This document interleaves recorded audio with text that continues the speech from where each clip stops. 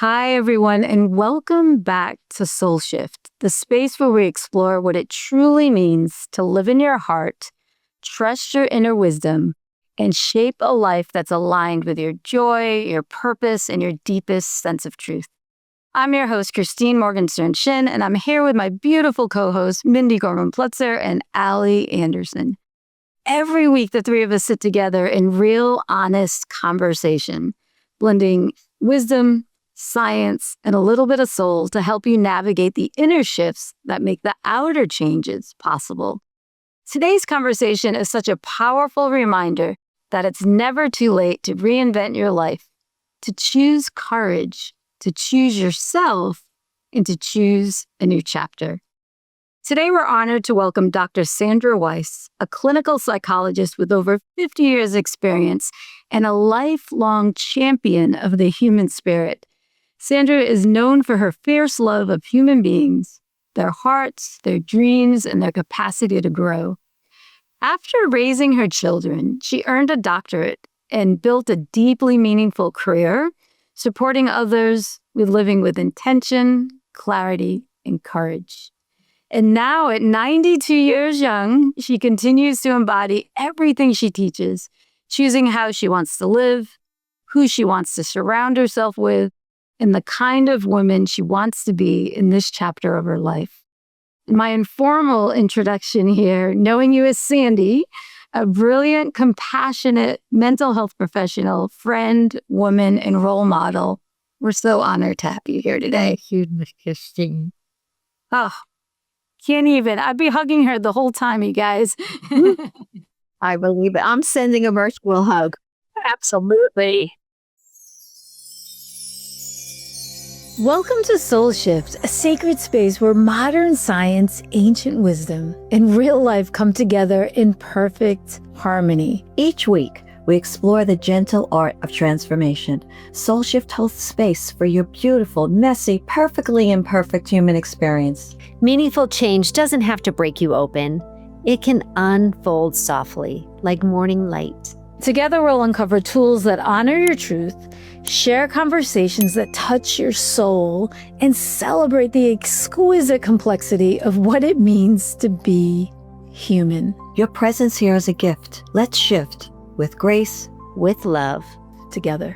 So, Sandy, you've shared with us in the past when we spoke a couple of weeks ago that your courage has shown up differently in different seasons of your life. And I'd love to start there, if that's okay with you. Of course. And see if you could take us back to a time earlier in your life when you had to choose courage, and then share what the same courage feels like now at 92. Whenever I need courage and whenever I speak to a group, I like to read a poem by George Bernard Shaw. And these are his words. This is the true joy in life, being used for a purpose, recognized by yourself as a mighty one, being a force of nature instead of a feverish, selfish little clod of ailments and grievances, complaining that the world will not devote itself to making you happy. I am of the opinion that my life belongs to the whole community. As long as I live, it is my privilege to do for it what I can. I want to be thoroughly used up when I die, for the harder I work, the more I live. I rejoice in life for its own sake. And life is no brief candle for me. It is a sort of splendid torch, which I got hold of for the moment. And I want to make it burn as brightly as possible before handing it over to future generations. Those are George Bernard Shaw's words. That's beautiful, Sandy. Thank you. I love that poem, and it gives me more courage than I have usually. Yeah. And so, can you share a little about your personal life? Because it's absolutely mind-blowing, you guys, of what you've accomplished and what you've been through. And was there a time when you were younger that where your courage came from? My courage came from certain family and friends that I admired. All had the courage to speak out, be themselves, and tell the truth. My sister Elaine was my first role model. She always gave me courage and support. She had the courage to speak to my mother boldly and do what she wanted to do in life, not what others expect of her or told her what to do. I remember saying to our mother, I'm the one who must follow my dreams and decide on my future. I need to be what I want to be, not what you want me to be. My courage also came from my lifelong friend, Diane. I still speak to her every week. It's less than that now. But she and I met in third grade, and she has been my support, devoted friend, and guide all my whole life. One of the most courageous things I did was to leave my marriage. It took 40 or so years to have the courage to leave my husband. I was not beaten down by, not physically, but beaten with words. I went through emotional torture that no one could see, including the torture of watching my children being mistreated. My husband was a fabulous businessman and provided well financially for our family.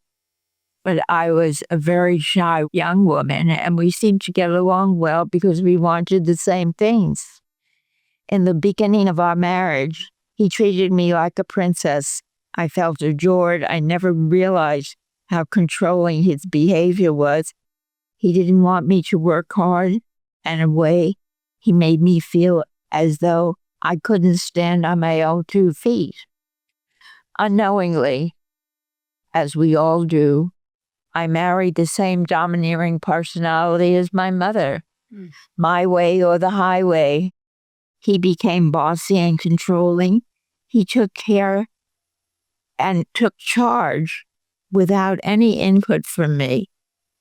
Once the children arrived, I think it became more difficult. In my estimation, he was physically rough with the children.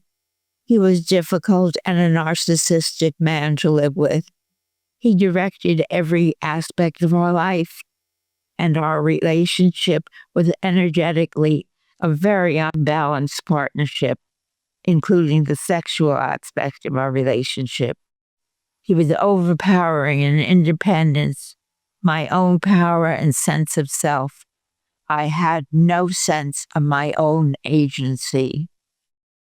I had to finally choose courage. I waited until all my kids were going off to college. It took half of my life to gain the courage I needed to leave him.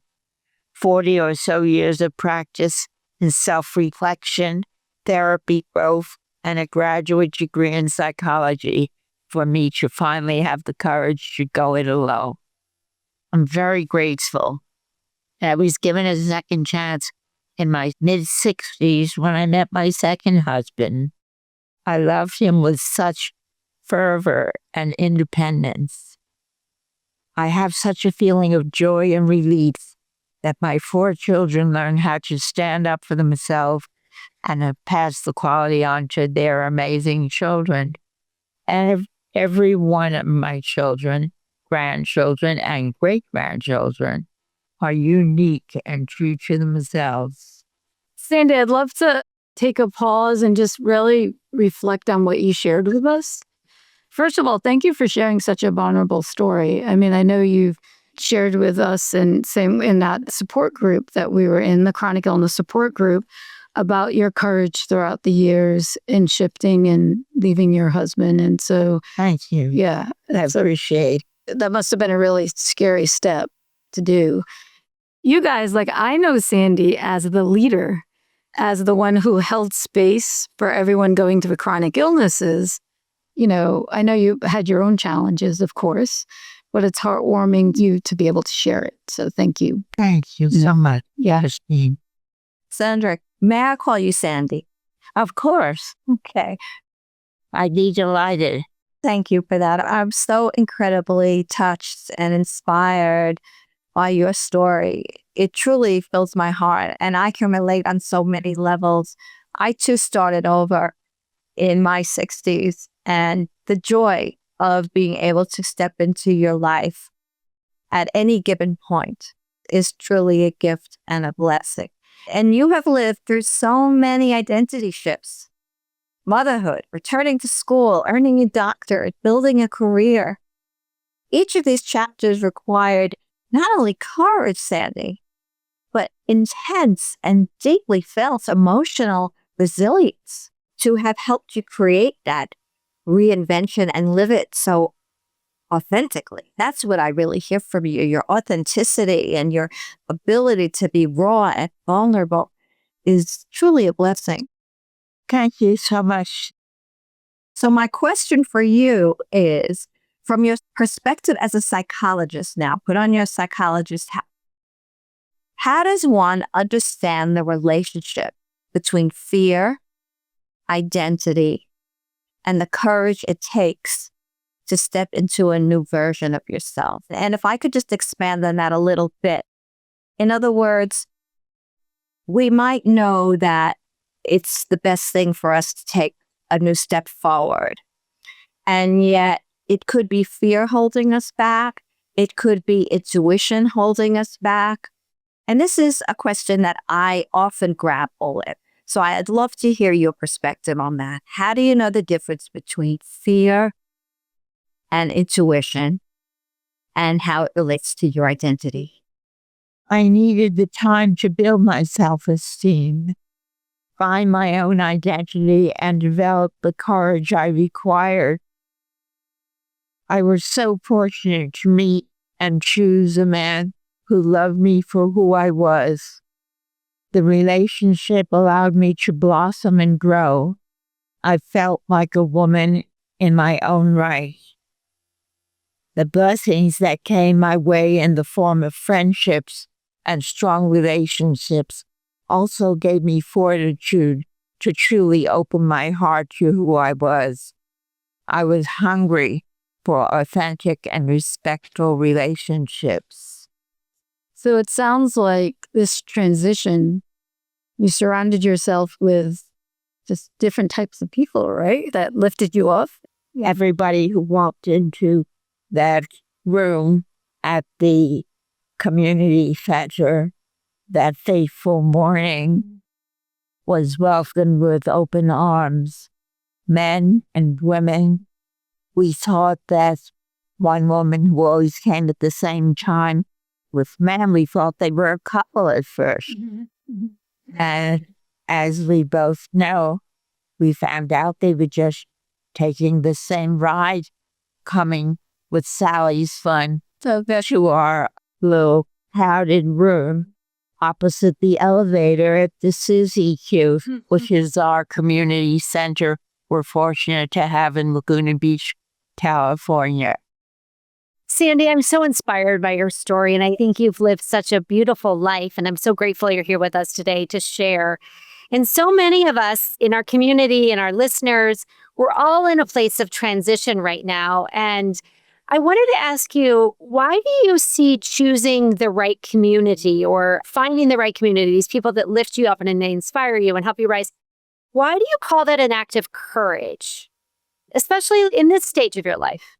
Because although we live in what I consider a special community of people, people who live here are welcomed in no matter what their beliefs are, religion, what their race is.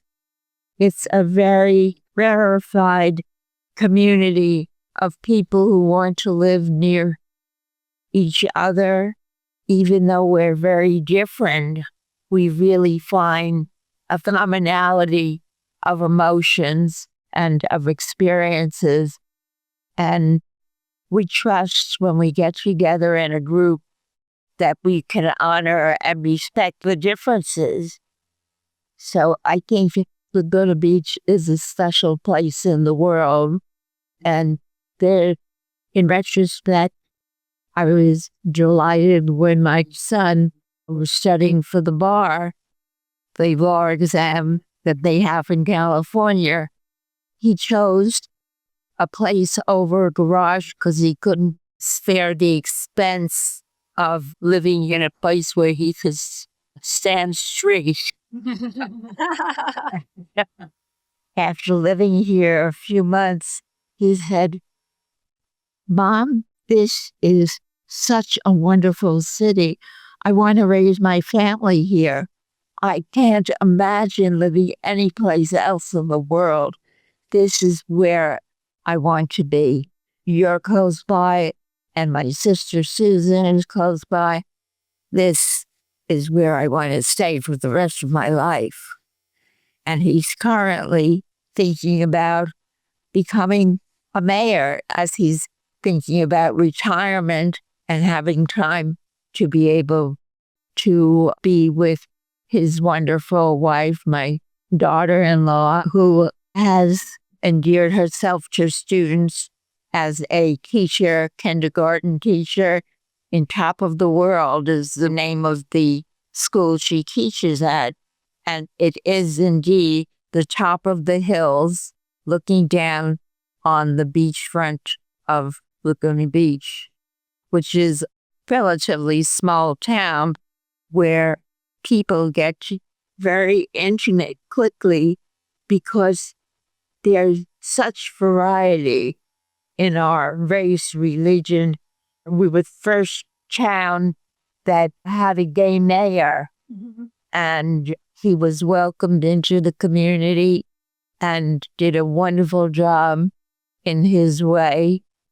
And I was fortunate enough to meet him and realize what a special human being he was. He had a difficult life as a gay man, but the first elected mayor in the whole country who was openly gay and welcomed gay men and women into our community. Well, I think that goes to show a lot of what I've seen of you when you were at the CZQ in terms of just being open. So this was a chronic illness support group, and everyone and anyone, you invited them in with open arms. It's been amazing. And you shared with me in the past that, and forgive me if I'm not naming the community center correctly, but it was the one that started with Gilda's Cancer Society, right? And it's now all throughout the country, right? Internationally, we're known. Well, the point I want to share is Sandy was one of the ones that started. Yes, right. Gilda's Club. Yeah. In New York, it was called Gilda's Club because her husband was a known figure and comedian. What was his name? Gene Wilder. Of course, it was Gene Wilder. He knew how much it meant to her to be able to go to a support group. Even though she was a well-known comedian, she could speak from her heart and feel safe that everybody in that group would hold her words of wisdom and of terror in having cancer and her fear of it ending her life.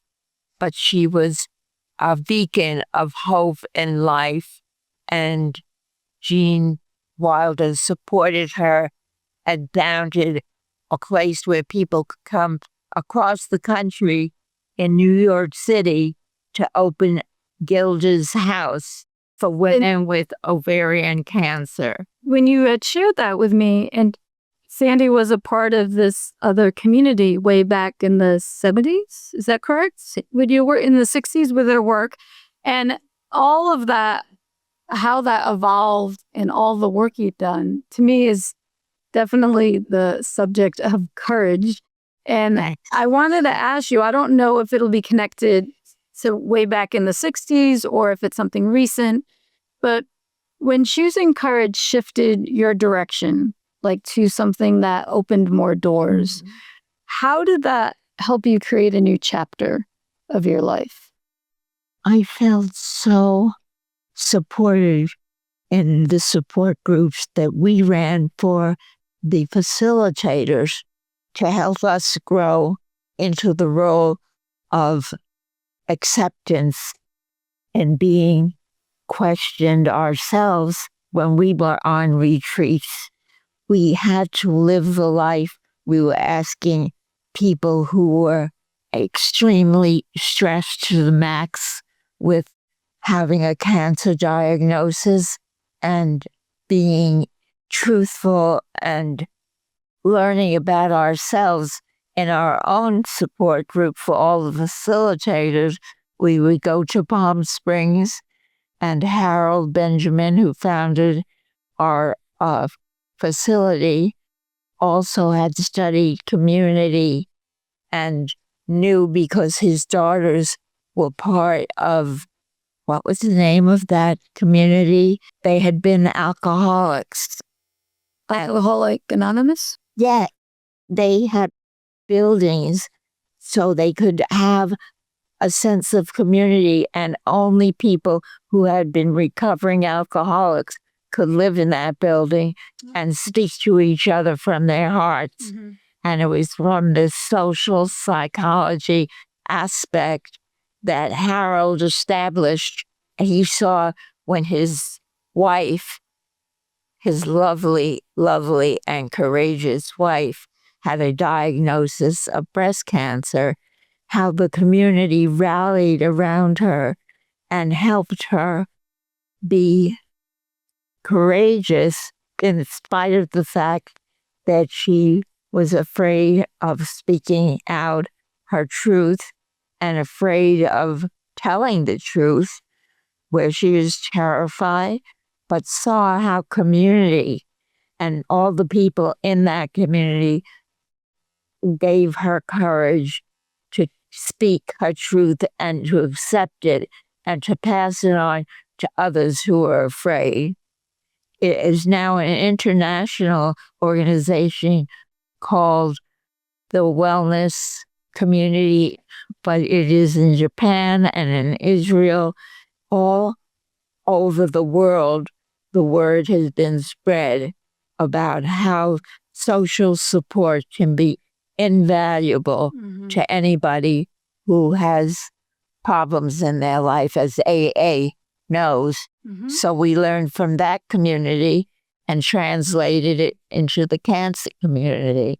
So we were all working towards the same goal and had the support of people who had to step up and look at themselves and really be there for other people without spreading the names or the problems that other people were experiencing. From when you started in the 60s till now, and now it's internationally, can you imagine, you guys, how many lives she's helped save just through osmosis, and the next person, and then other practitioners she taught? This is the true meaning of fellowship, which really is a cornerstone of the people who find success in these programs. It's the fellowship, it's the community, it's the connection, it's the trust. And again, I'm going to go back to authenticity. So Sandy, I'm sure there'll be many people listening to us today who feel stuck, unsure if they have the agency it takes to step into their courage. You know, some might feel afraid to start over. Some may feel it's too late, or they're too far gone, or they're too old. So if someone is listening right now who doesn't believe that they can take those steps to change their life, what would you want them to know? We have to open our hearts and our minds, and we have to trust that if you have enough courage, you will speak out for the people who you have attached yourself to be in fellowship with, in the same way as AA has become a worldwide phenomenon, and know that the social psychologists have studied, and why it's been themselves successful is because we don't mention names. We don't talk about others behind their back. We are focusing on our own recovery, to trust that this will be better if we support each other in their fight to be authentic and real. And Harriet Benjamin, she was 28 when she discovered she had recurrent breast cancer. She invited all her family to come and live with her in this community because she knew that they would grow as a family. And his daughters both ended up being part of her support system as well, even though they talked openly about their family problems. We're not alone. And that's the whole society who trusts that in fellowship we can accomplish a lot and change our lives if you believe enough. My son is now 40 and he had throat cancer. He believed in the mind-body connection and he adjusted as an osteopathic physician how he could heal himself. And every time he looked at the blisters, when they looked at his throat from the medicine and the radiation that he had that was burning every time he tried to swallow his own saliva, he knew that he could heal himself. He believed in the mind-body connection and he believed that he would revive himself and believed that he could teach other people to believe that they could revive themselves by waking up to the fact that it wasn't just a made-up thing. They've done studies now where children have learned Pac-Man could visualize Eating the cancer cells. eating the cancer cells. And that's gotten to be a very good study where children learned that they could heal themselves too. Mm-hmm. And the innocence and the belief that this could really happen to children who had courage to speak up and tell other people how they help cure themselves of cancer. So the message here is a mindset of abundance, believing in the possibilities. Exactly. You got it.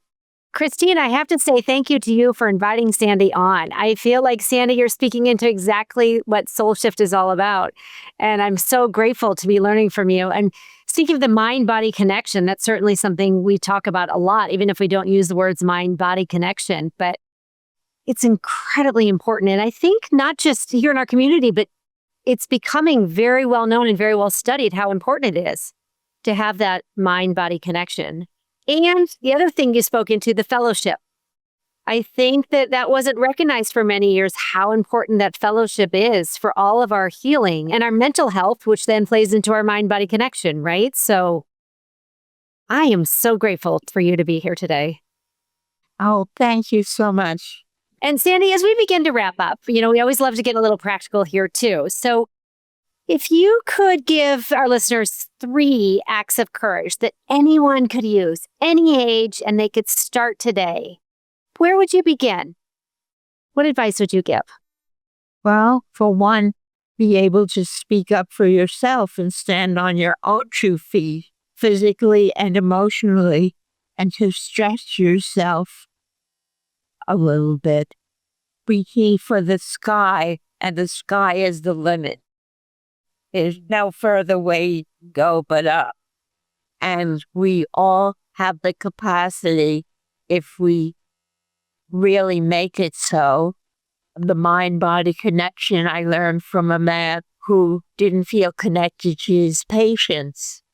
And he wrote a book about becoming one with his patients, being vulnerable and speaking up for himself. As a facilitator of exceptional people in his groups, he became attached to these people, let himself feel vulnerable, and he has become a famous facilitator in his own field of cancer with the women that he felt disconnected from initially. Bernie Siegel. Thank you so much. See, you need a friend like me who's, up there in years to remember all these things. I'm glad you're my new friend. I'm the elder of the Soul Sister group here. I heard him speak at my son's medical school. He's an osteopathic physician and gave a talk based on my knowledge of the mind-body connection. And I was so delighted to introduce myself to Bernie and tell him how much I enjoyed hearing his story. Yes, in fact, I was introduced to his work when my first husband was diagnosed with stage 4 metastatic cancer. This was about 23 years ago. And somebody gave me the book, and I found it to be so heartfelt and wonderful, and how he explained very often throughout the book about the mind-body experience and how it can even bring on the onset of cancers, and the importance of believing in love, medicine, and miracles. I thank you so much for talking about that.